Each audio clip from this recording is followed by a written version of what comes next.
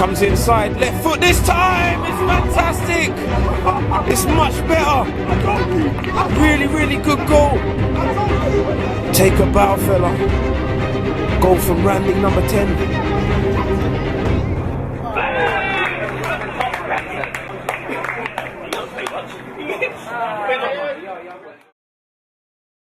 Hey guys, you're back here at RonRoweFC, and as requested, someone from the last video on the tactical sessions asked about the center attacking mid position. So, as I said, as requested, here we go. And also, if you have any questions or have any suggestions about what you guys want to see in the future, feel free to let me know, and I'll do my best to make that video as we go forward. So, let's begin.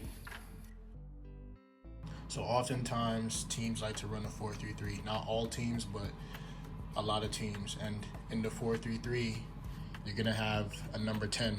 You have one center forward, one left winger, one right winger. Our main focus today is this position. Your two center defensive mids, a left back, a center back, and a right back. So what is the role of this player here? This player is supposed to be able to receive the ball in these pockets here, ranging here, and be able to turn and supply through balls to these three players. You're supposed to be able to break lines. That's your objective.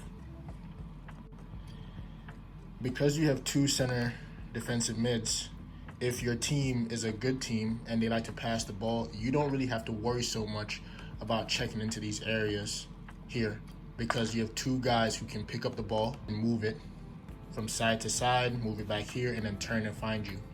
Your objective is always going to be to find the pockets in between space. So just so we have a better understanding of the spacing of what I'm talking about. So once again, this is you, and these are your wingers. Is your center forward.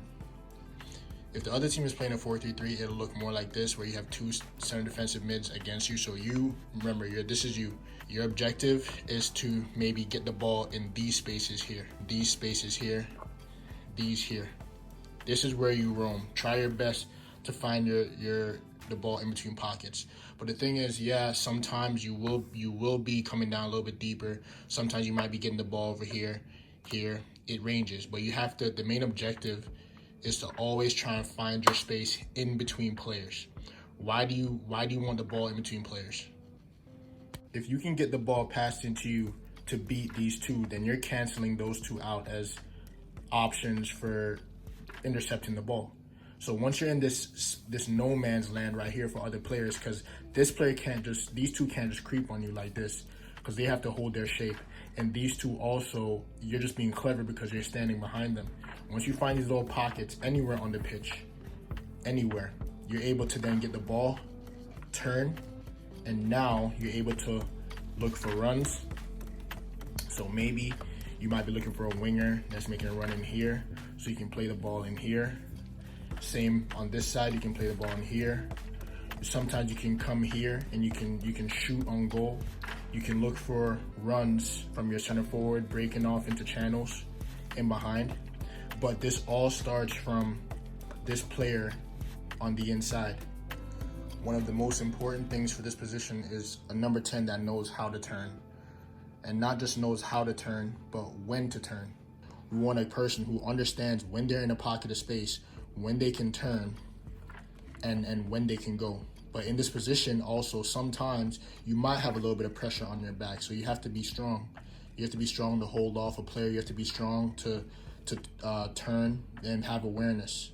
But as I said, the main objective in this position, because you're the player that is expected to break lines through the defense, you have to be able to get into these pockets and have awareness and the touch and the IQ to be able to get these balls and turn. So let's talk about some qualities that it takes to be a good number 10. Without creativity, you're not going to be able to do what's being asked in that position or be effective. And I'm not talking about in terms of dribbling, but just creativity in terms of your movement, being aware, being able to make runs in behind, being able to check into the pockets, and then having the vision. So that brings it into number 2. 3 is technique. By technique, I mean there's many different types of balls to play in that position. So can you drive a ball? Can you play it on the ground and wait the pass? Can you curl a ball in? Can you shoot the ball with technique? Can you volley the ball? There's a lot of technique to play this position. So your best attacking midfielders in the world, Coutinho at Liverpool even, you can see the amount of technique and ability they have to play that position. 4, we have strength. You don't have to be Adama Traore either, but I recommend having a good, strong core and being balanced, because a lot of times there's a lot of contact in that position, especially the higher levels.